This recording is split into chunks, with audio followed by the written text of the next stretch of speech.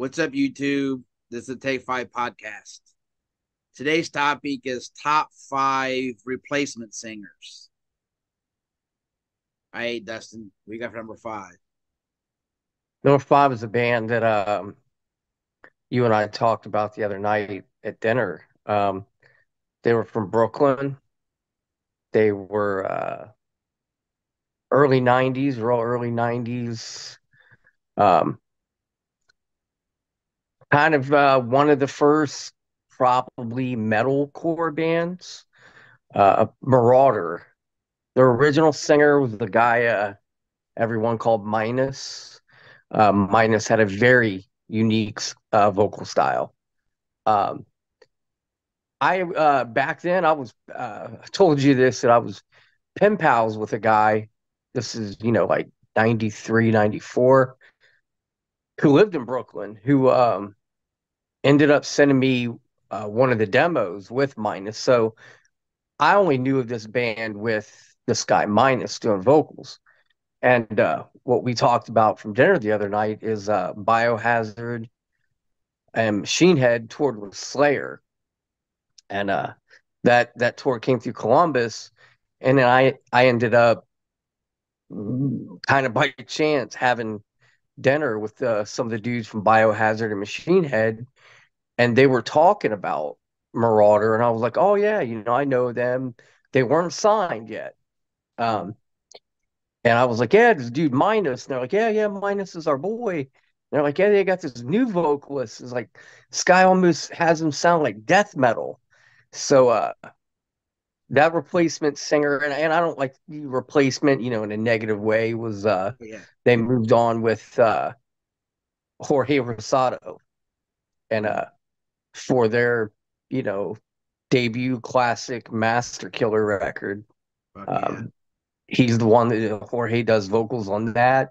A lot of those songs were songs, prior that were kind of from the Minus era, but and even recently, Minus has been doing uh, shows with guys doing the Marauder songs back in his day of the era that he did stuff. So I think that's kind of cool. Mhm.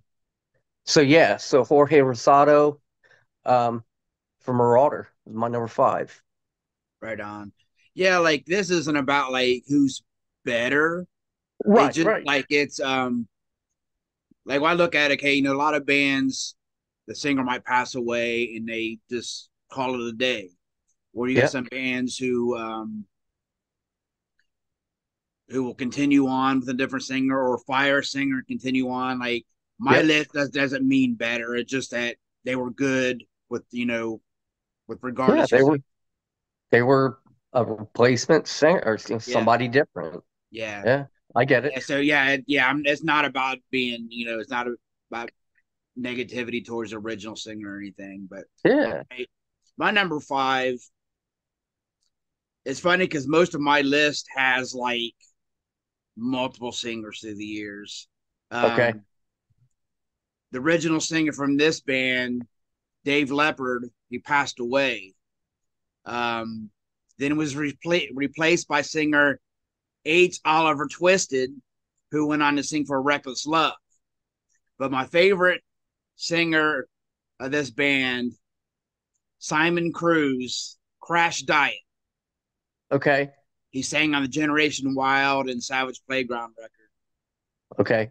But he ended up leaving, and they got another singer now. But that Savage Playground record, you remember when that came out? I was really into that. Yeah, I I always tried, remember yeah, you yeah, talking, I would have being been. into them. I mean, the original singer was great too, but I just got into him more later. Like reason I got into him because a buddy of mine wanted to go see him in Detroit. And I'm like, well, I better kind of Catch up on fresh, them. Yeah. yeah, and hear the new Yeah. stuff. And it was the Savage Playground tour, so I really got into it. And dude's fucking amazing, man. All right, Yeah, good pick. yeah, what'd you have for number four? My number four is keeping it something a little different, kind of like Marauder, something, usually the usual you don't hear me talk about. This guy was this was kind of a big deal back when this happened. This band did a debut album with the original singer. This original singer was a like very popular character in the Bay Area thrash scene back in the mid '80s. Was Paul Bailoff from Exodus. Did vocals on the first album, Bonded by Blood. Hmm. And whatever happened, you hear various stories, but replaced by Steve Zetro Sousa, who went on to have a long career with the band. Did vocals on the album where I got kind of hip with him, Fabulous Disaster. Um, and even during his time, he was replaced by a guy, Rob Dukes, for a while, and then Zetro's since been back in Exodus even the past few years. So, those guys being, integral individuals, part of that Bay Area thrash scene. Paul Bailoff just had this reputation. Um, and yeah, as even, both of them have just, in my opinion, just very different vocal styles. Um, Zetro's is very uh, noticeable instantly. It's him. Like I said, I love that Fabulous Disaster record. I mean, I've also grown to love the Bonded by Blood record with Bailoff. Um, but yeah, Zetro replacing Paul Bailoff at Exodus. It's funny you said that because I had that as an honorable mention, believe it or not. Okay, yeah, Yeah, I seen them open for King Diamond probably about 10 years ago, and he was singing for him. He's back. Zetro. Yeah, that's true. Okay, Yeah, that's a good pick. Cause like I kind of I didn't expect you to have that one, but you probably didn't expect me to have it either. Cause I'm not big into thrash. But yeah, yeah, I even like the Force of Habit record. They kind of yeah, poppy, got a little bit poppier, but I thought it was a good record. yeah. It was different for them. Yeah. Yeah. All right. My number four. Once again, this band's gone through several singers. The original singer that everybody knows sang on the self-titled and the dark, David Yep. Wayne from Yeah. Metal Church. Absolutely. Yeah. But Mike Howe, man, like Blessing in Disguise and Human Factor, those records are so great. Totally different style vocals.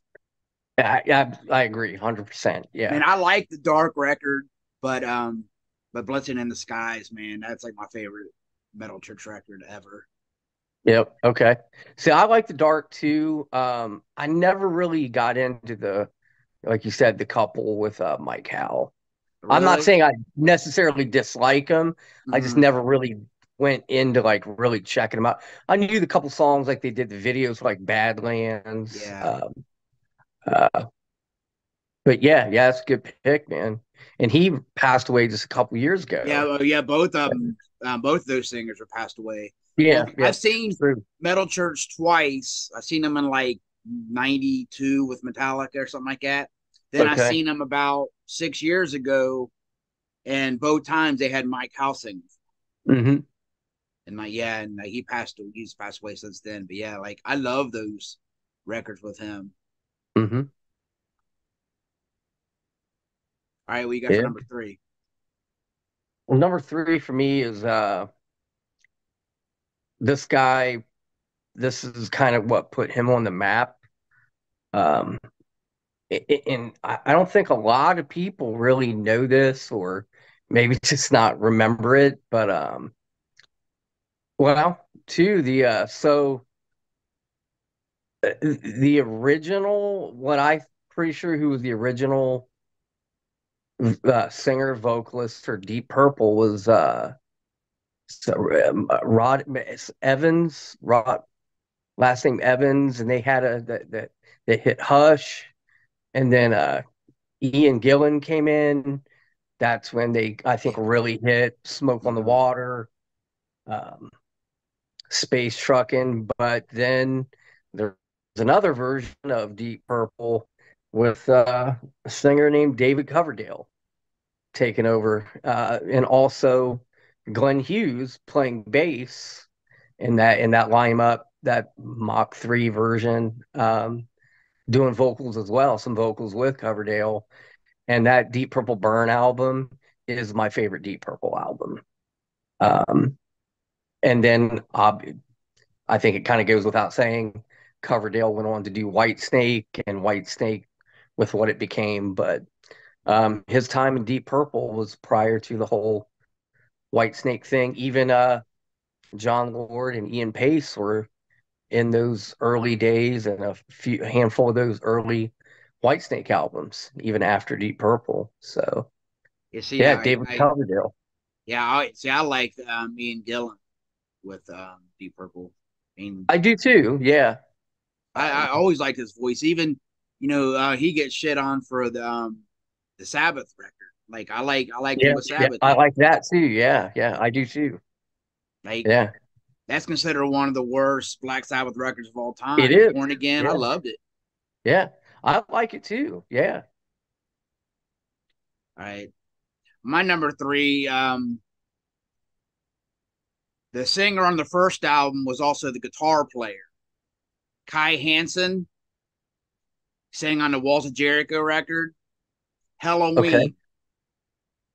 Yeah, yeah. But my favorite is Michael Kiske, who sang on the Keeper of the Seven Keys records. Right. Yeah. So good. Once again, the changed so much the style. Mm-hmm.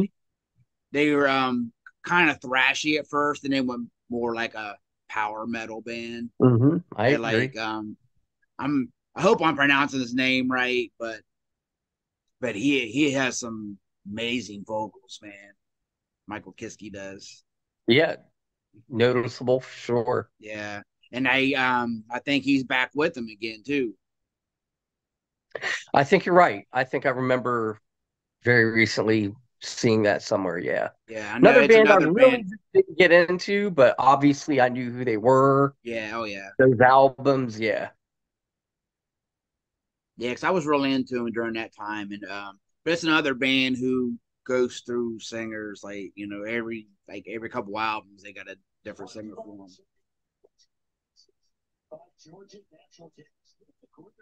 All right, what you got for number two? My number two is I'm going to be pretty certain you have somewhere in yours as well, even if it's an honorable mention. This guy was brought in and then ended up becoming the classic singer of this band. This band was one of my favorite bands from that late 80s hair band Hollywood era scene of bands, talking about LA Guns, with Paul Black. And I don't even think Paul Black was the original singer, but Paul Black was then replaced with Phil Lewis once LA Guns were signed.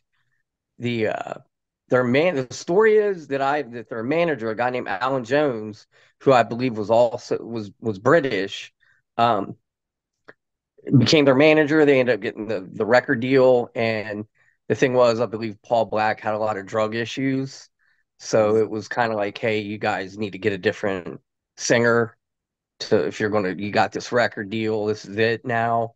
So even Alan Jones was like, Phil Lewis from the band Girl, which Tracy Guns and Mick Cripps knew of the band Girl. Um, and the word is, like, Alan Jones called him up and was like, hey, this band out here, LA Guns, has this record deal. They need somebody to do vocals, and like literally flew him out within the next like few days. And then we all know what happened from there.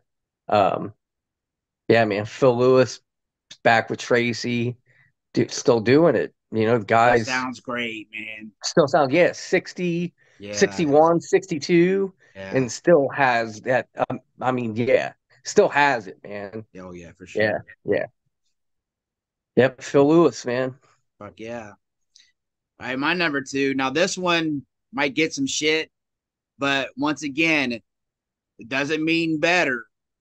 Hmm. But I had Michael Graves of the Misfits Yeah.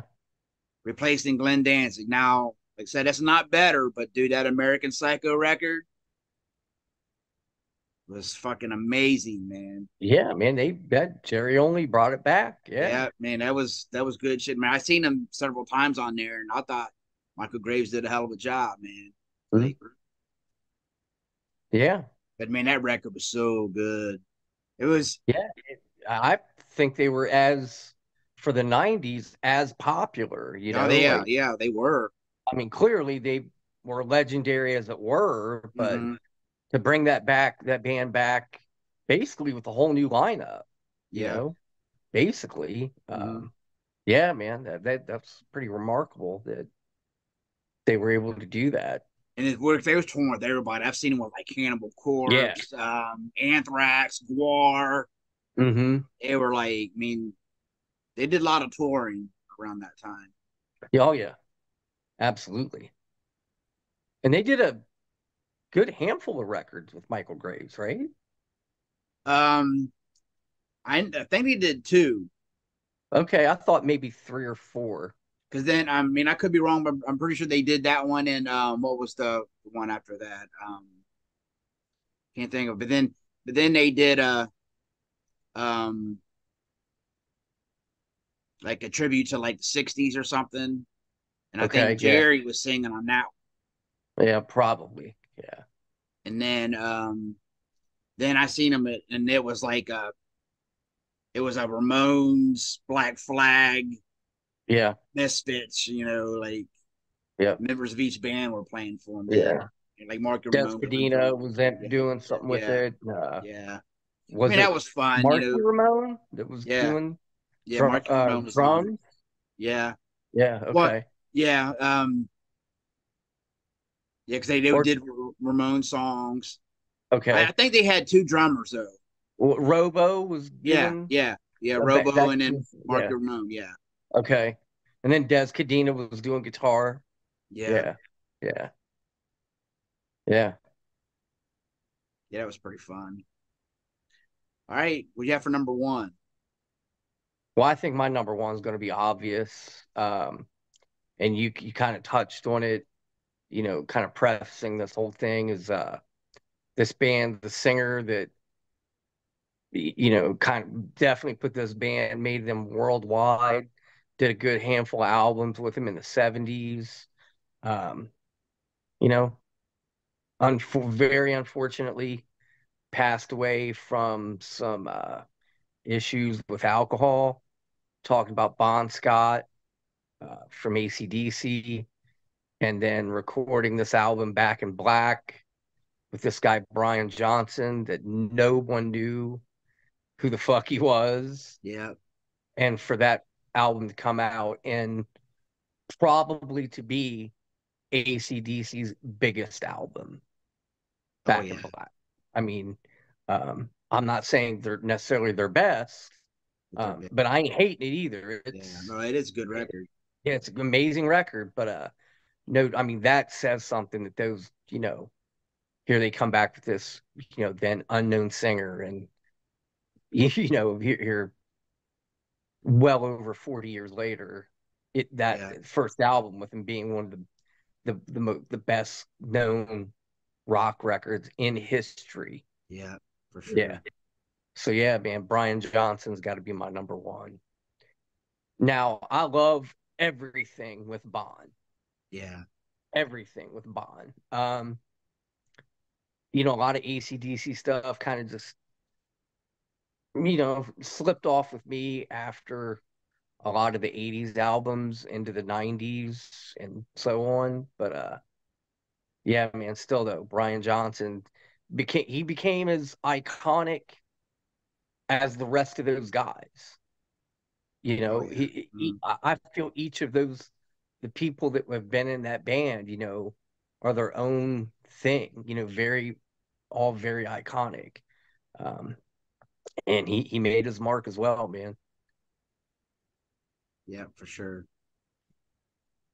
Yeah, mine I didn't. I mean, because there have been so many. Like, if I went more to the popular ones, my number one. The reason I went number one on this one is because it's kind of a two for one. I Okay. put Howard Jones replacing Jesse Leach, Yep.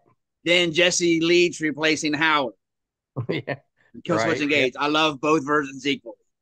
So I had to have that as number one just because it's like, it's I like them both the same. Yeah, I get it. I know like a lot of people like Jones better because he was, like the vocal style more melodic and stuff, but it's all good, man. I fucking love that shit. I saw him the only time I think I've seen him.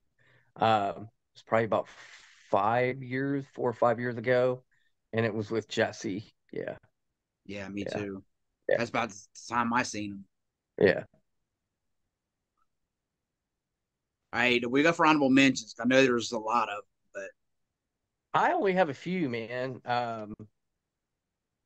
Well, another one for me, maybe kind of obvious, is John Bush replacing Joey Belladonna. yep. Shout out And to Amy Joe. yeah, yeah, John John, Bush. yeah, I mean, that was.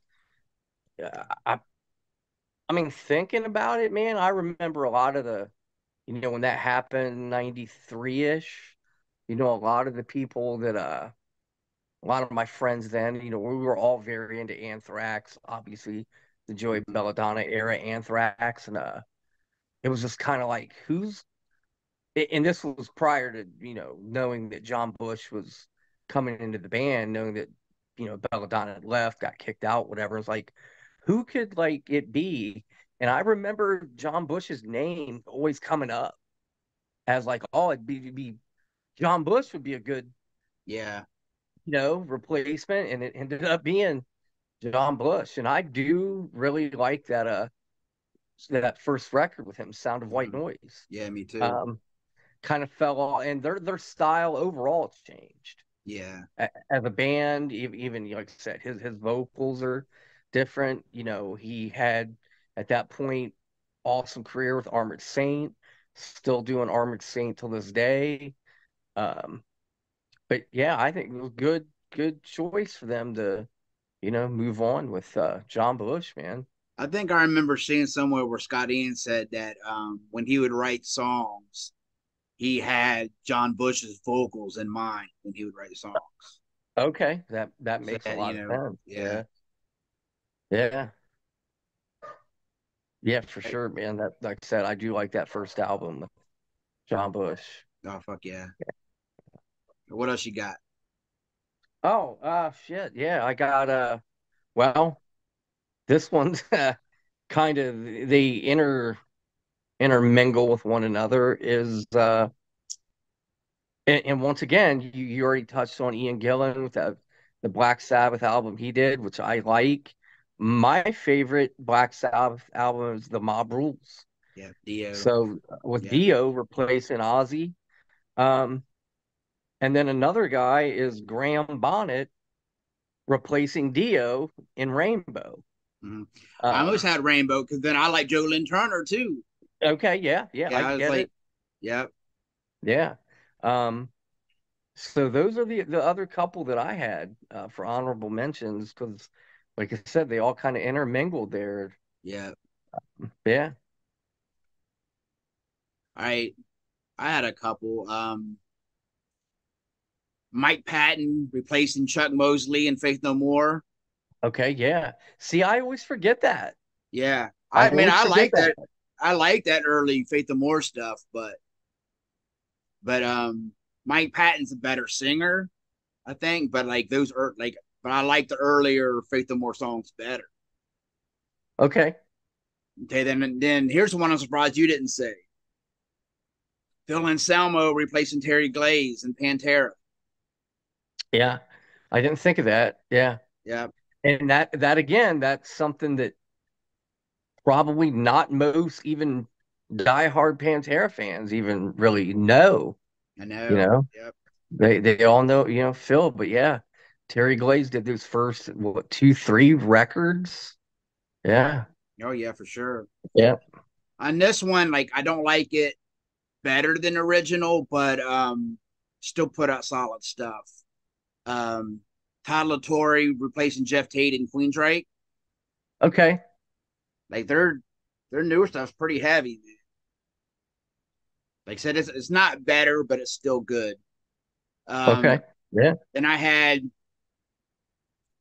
bass player Tim Skold replacing Zenny Zan and Shotgun Messiah Yeah. in the second record. Then he ended up joining Marilyn Manson years Mm-hmm. later. Yep. Then here's one. I had Zoli replacing Joe Nelson and Ignite. Yep. He didn't really put out anything, I don't think, because I think the first Ignite record is just all re-recorded songs of what the other what Joe Nelson's saying. Because like I've heard like demos and it's pretty much the same songs. But Yeah. Zoli is an amazing singer, man. Yeah. And I think there's even someone. Yeah, they got different than somebody new Zoli. now. I haven't heard of it Yeah. yet. They've got a singer. So I think he's singing for what Pennywise or Face to Face or something now. Last I I think heard, he did with Pennywise for a Pennywise. while. Yeah, Um, yeah, I'm not sure on that. he went solo for a while. Yeah, he did. Yeah. Yeah. All right. Any other ones? No, those were the only couple I had, man. All right. Album of the week. This album was released February 13th, 1990. The Black Crowes with Shake Your Money Maker. The singles, Jealous Again, Hard to Handle, Twice as Hard. She Talks to Angels. Yep. Great record, man. Great record. And I'll go as far as say the only record that I'm into from the Black Crowes. Yeah. I like other songs from the Black Crowes, but that's the only album I got into. All the way through, yeah. And that album, like you said, man, it came out at the right time still, still in that right time frame. Came out on Deaf American even. Mm-hmm. Like you said, all four of those songs were all fucking radio hits. You still hear them on the radio. Yeah, still to this day. Yeah. And like She Talks to Angels, instantly you know what the fuck it is. Yeah. Instantly. Yeah.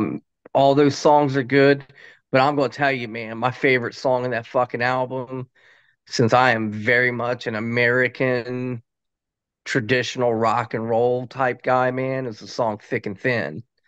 That song cannot be fucked with on that album, man. It's got the rock and roll piano, got rock and roll guitar. That's the song for me, man. Thick and Thin. I was listening to this record to do this episode, and I came up with something. You may not agree with this, but I think this could almost been a Faster Pussycat record. I definitely see why you say that. Like Jealous Again or like Thick and Thin, like listen to that but put Tammy Down's vocals in there, man. That sounds like it could be a Faster Pussycat record. Well, the song Cat House is very that and Thick and Thin exactly are American rock and roll. Exactly. Piano, yep, that's that's what I want from rock and roll, man. Yeah. American rock and roll, man.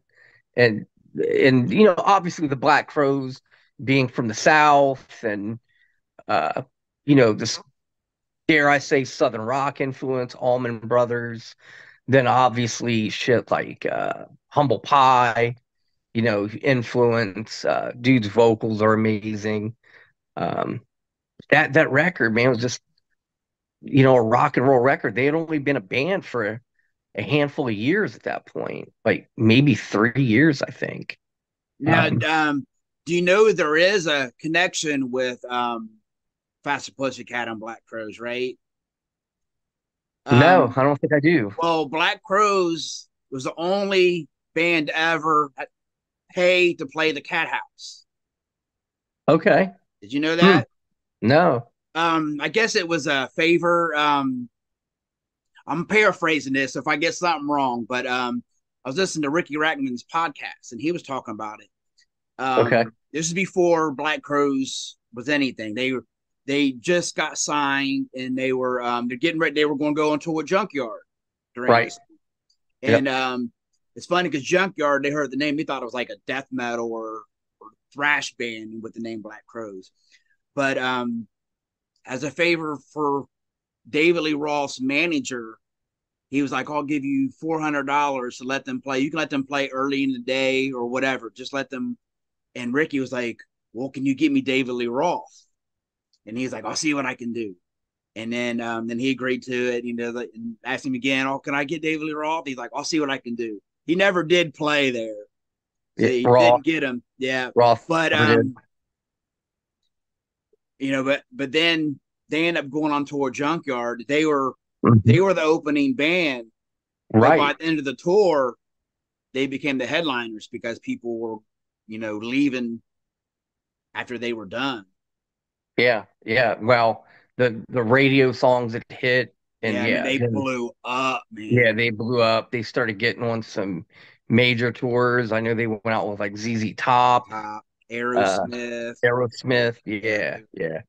But and I know I said this before that there's from that Junkyard tour, there is multicam footage of the Black Crowes set from the Cat Club that was in New York City. I feel like there's got to be Junkyard footage, but I haven't seen that on YouTube. But that footage of Black Crowes at the Cat Club in New York, man, playing those, the song from first tour ever, first national tour, man. Yeah, amazing. And also, I'm pretty sure that that was the only album that Jeff Cease, the guitar player, the other guitar player, played on. Yeah. I think that was the only album he was on. Yeah, they went like too bluesy, too southern rocky. Like after that, like I said, they had some decent songs, but this album was just like straight up like hard rock and roll, man. Just right. Yeah. It's like it. And I think it made sense why they went the direction they did. But yeah, like you said, I mean, that first record can't be fucked with, man. Yeah.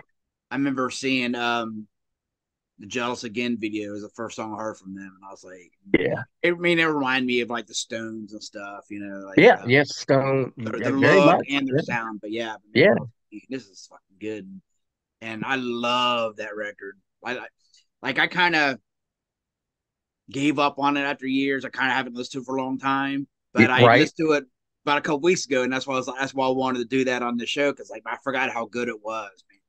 Yep. I remember hearing probably Jealous Again and Hard to Handle. I was a freshman in high school, I just started as a freshman that, fall of 89. And like you said, this came out early 90. And prior to coming out, I think a couple of those songs were already on the radio. Yeah. And I remember liking it then. Yeah. Yep. Yeah, awesome pick, man. I eventually probably would have even picked this too. Yeah. And last summer they did a tour playing the whole record. Did you know that? Nah, that'd have been sweet. Yeah. An entire summer long tour doing the whole record, and then like a lot of like their other hits, but did the entire record, man. Yeah. No, I seen them, but it was on the second record, so they did do a lot of stuff off that first record. Yeah. Well, I will say that, like I said, the first album is really the only album of theirs, but that song Remedy, which is on the second record, is one of my favorite Black Crowes songs. I like the female backup vocals in it. It's something I like about it. And like I said, I like songs they did later too, but that Shake Your Money Makers, where it all started, man. Fuck yeah. Yeah. And I watch a lot of shit too. Interviews with the drummer Steve Gorham. And he has a book out. which I a couple months ago went and seeking the book, and I didn't buy it, but he touches on a lot of things, how a lot of internal things with that band and those brothers, man. Oh Those, yeah, yeah. Um, yeah. They're like the brothers, no Oasis, man. They just hang. yeah, that's a good, yeah, comparison. Yeah, yeah, yeah, good record, man. And I found out too. I probably knew it, but I guess I didn't remember it. That I guess it was in late '90s, very early 2000s. They did the Black Crowes did some touring with Jimmy Page, playing a lot of Zeppelin songs, but it was the Black Crowes as like the backing band, like Damn. playing all these Zeppelin songs with Jimmy Page playing guitar, and they ended up doing a live album that came out, and I think it was originally like a show, like a couple shows at the Greek Theater out in California, and Mhm. that's where they had put this live album out, and I think it just did so well they were like we're go do an actual tour doing this. Um, so I like that shit too, but I mean that's a little different, but that's kind of remarkable, to go out and tour with Jimmy Page playing, and they sound great. I mean, I think Led Zeppelin's, one of those bands like you got to do it right. Oh yeah. I mean, even if you're not into them, like you got to do it right. Oh yeah. Um, Sure. but yeah, man, that good pick, and I kind of regret like I don't know if that, like I said, last summer that Shake Your Moneymaker tour came around, maybe Cincinnati. I want to vaguely say it came to Cincinnati. I kind of wish it'd been cool to go to, summer outside. Mm-hmm. Yeah, Fuck yeah. yeah. Right on. Anything else? No, that's all I got, man. All right. That's all I got. All Yeah, right. Thanks for watching. Bye for yeah. now. Comment, like, subscribe, all that. Give us some support, people. Tell Yeah. No us what shit. y'all want. Yeah. Feel free to comment. Yeah. But yeah, man, 5 and out. Bye for now.